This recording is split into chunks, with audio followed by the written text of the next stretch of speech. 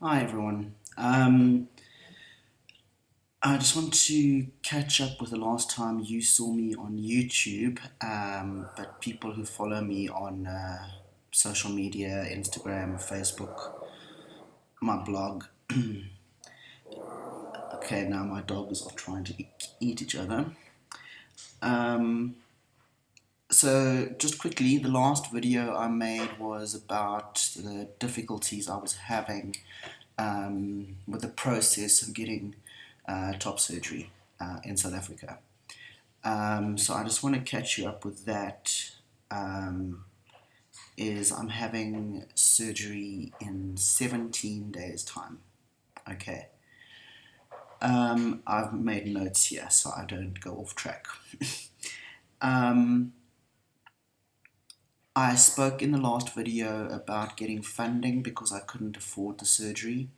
I'm very happy and blessed and amazed, and I write about all this in my blog, so I'm not underselling how happy I am that has been funded in full in the space of 2.5 weeks, and it's miraculous. I'm grateful, and please do read more about that on my blog. What has happened since the last video, and the reason I'm making this video today is because of a really shitty 2016, which I think a lot of us experienced, and because I, as you know, struggle with mental health.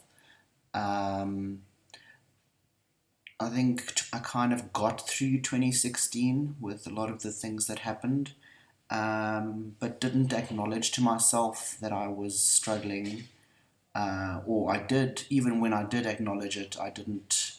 You do that. I'm not okay, but I'm going to be okay. So let me just get through this.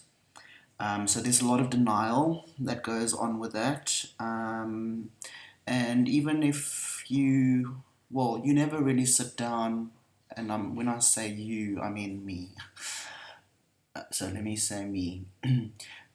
Even though I'm in therapy and am very self-aware, I don't allow myself often to acknowledge exactly what is happening, even though I blog about it and write about it and speak about it very openly.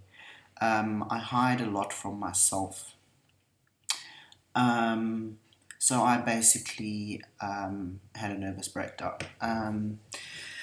That the last video I recorded was kind of in the middle of that, and I think you could see that.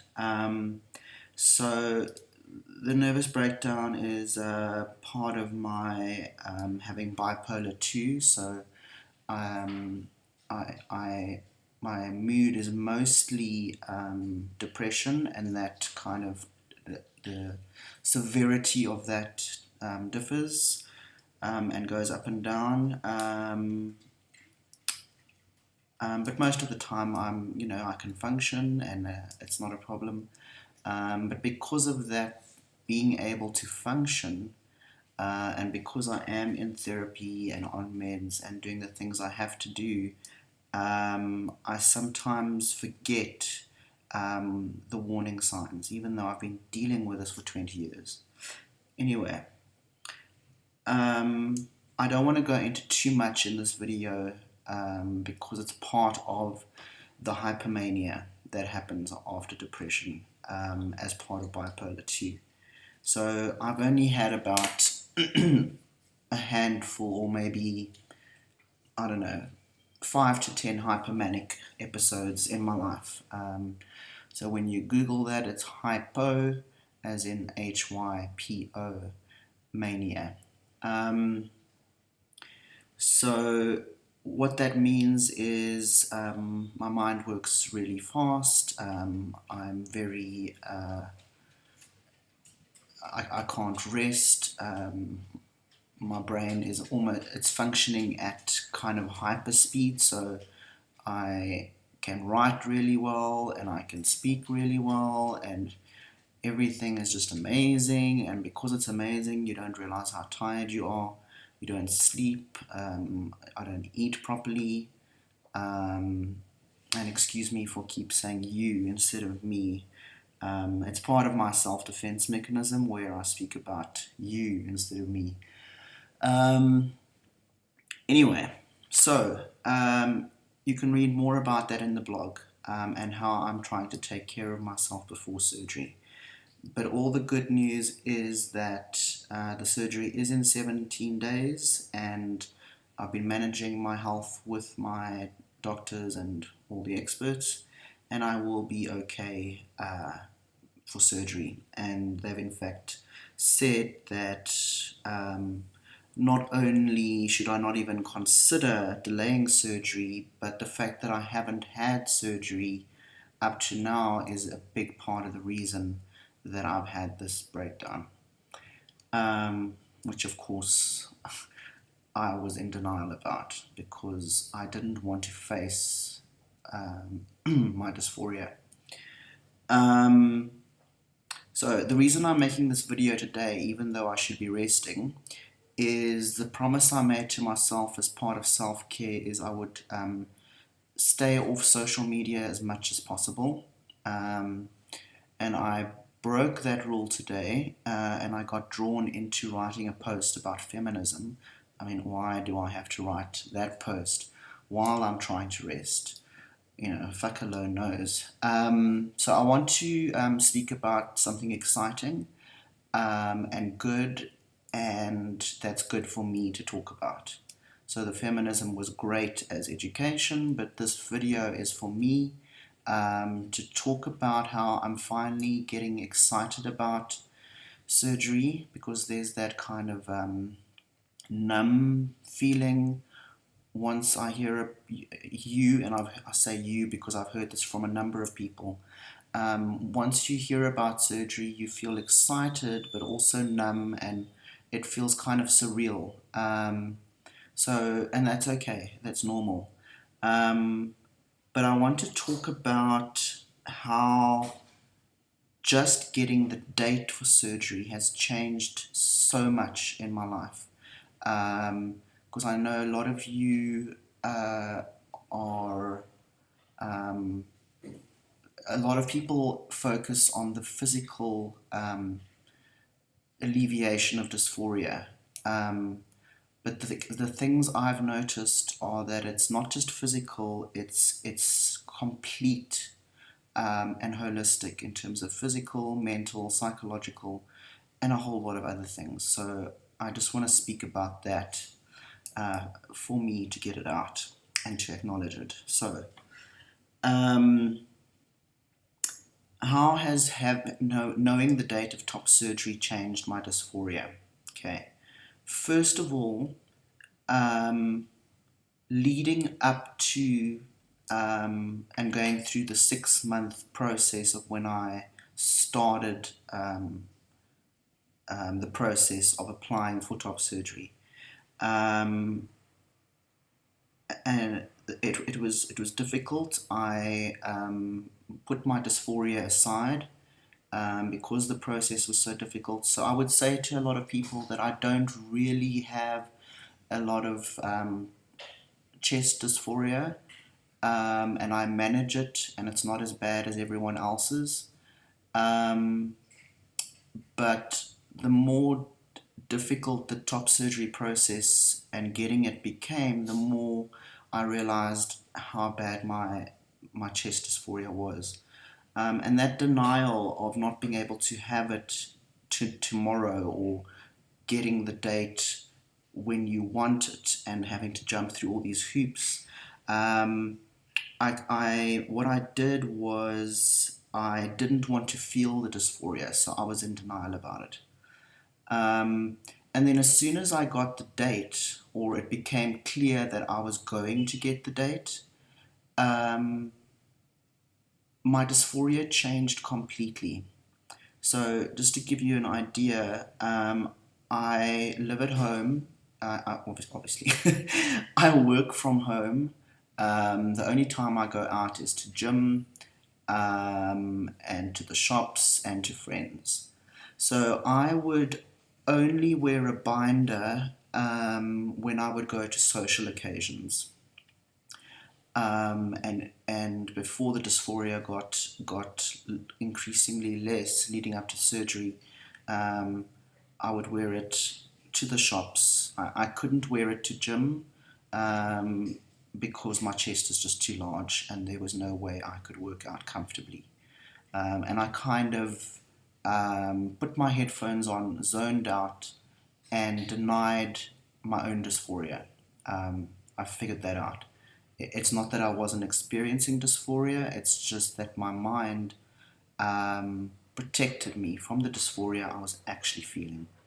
So, and how do I know I was feeling dysphoria without actually feeling it? Well, I became obsessed with facial hair. So my thought was, if I have such a big chest and I sound like a guy, how, when someone meets me without me speaking, am I going to get rid of the are you male, are you female confusion, which obviously leads to discomfort for me. So I became obsessed with the beard so that the beard would cancel out the chest. So I used minoxidil. I also was very obsessed with gymming and getting as muscular as possible. And I think those were all ways of me dealing with my dysphoria. Yes, I want a beard, that would be great. Yes, I want a muscular body, that would be great. But since I got the top surgery date, or at least knew it was a reality, I stopped using minoxidil. I started shaving. I'm growing this now because I realize it makes my face look better. So, and I stopped binding. I was even able to start making jokes about my chest with my housemates. It really didn't bug me that I had this chest because I know and knew that it's going to be gone. And that is an amazing thing. So the dysphoria changed. The dysphoria I was feeling in terms of the beard and the binding became less and non-existent, but I became and have become much more aware of my general dysphoria since this top surgery. So let me tell you this.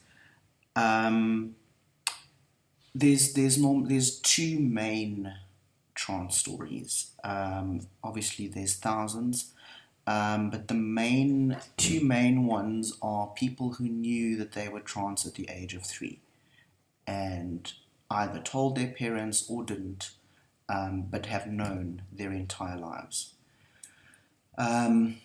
I was part of the second story.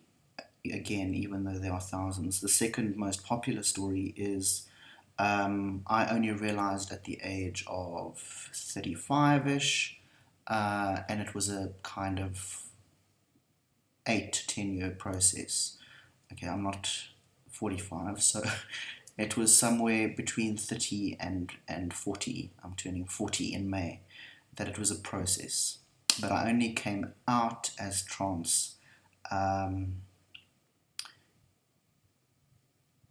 just before I started testosterone, and I've been on testosterone since the 2016. Where are we now? October 2016. Is that even right? No, that's not right. Okay, part of the hypomania, I lose track. So I've been on testosterone since October 2015. So almost 18 months. So that's how long I've had to kind of process and deal with the fact that I am transgender. But all through those 18 months, my story was I didn't know as a child. I've only realized it progressively over the last 10 years. So what's really interesting is that now that top surgery is coming, everything has changed in terms of how I see my past. And the truth is that I did know. Um, Everything that I put down to being different in other ways, or my shyness, or my neurodivergence in terms of have been depressed throughout my life, being shy, being, having Asperger's and autistic tendencies. I used to blame a lot of my difference on those things.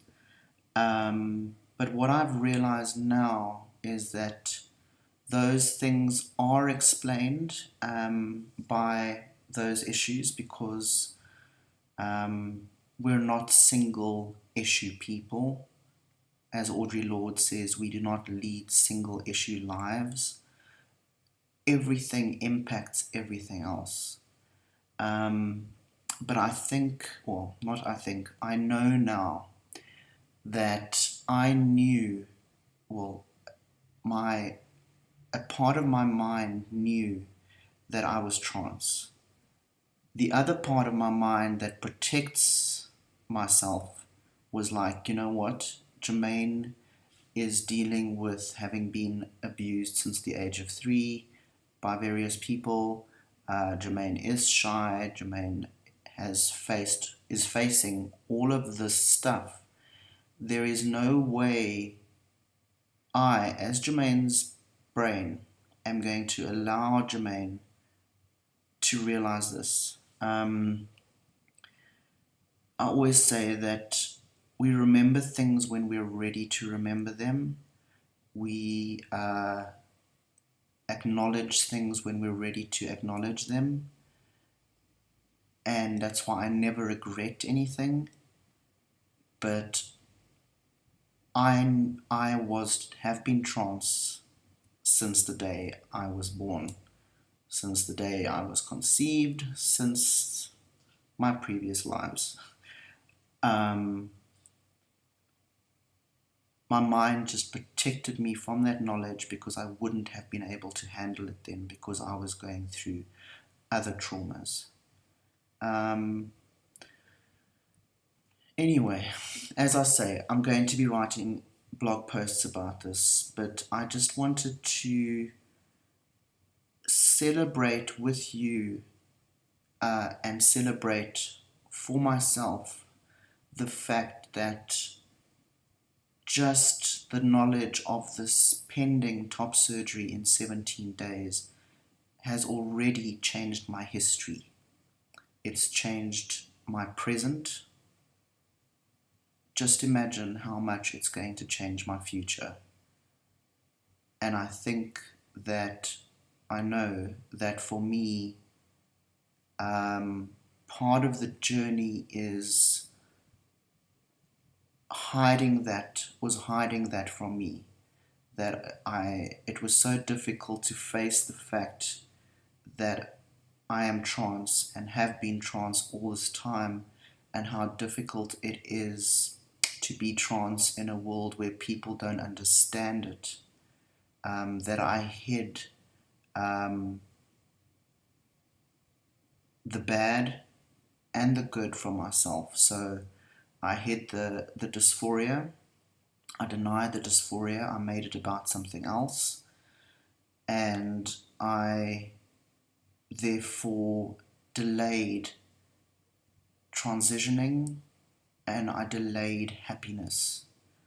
As I say, I don't regret things, so I just want to acknowledge that and celebrate the fact that I'm finally allowing myself happiness.